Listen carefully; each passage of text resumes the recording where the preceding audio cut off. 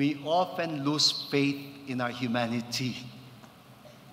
At ewan ko kung bakit ang lakas-lakas, lalo na sa ating pananampalataya, nung concept ng original sin. Na para bang ang tao ay walang pag-asa, as if human beings are doomed from the start because of original sin. Well, I want to declare something to you this afternoon. Hindi original ang sin. Sin was a latecomer in the Garden of Eden. Ang tunay na original was blessing. Original blessing before sin.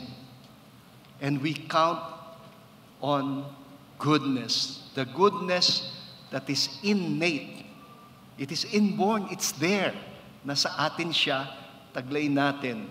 In spite of our fallibility, our vulnerability, in spite of the fact that we're very prone to mistakes, we're essentially good.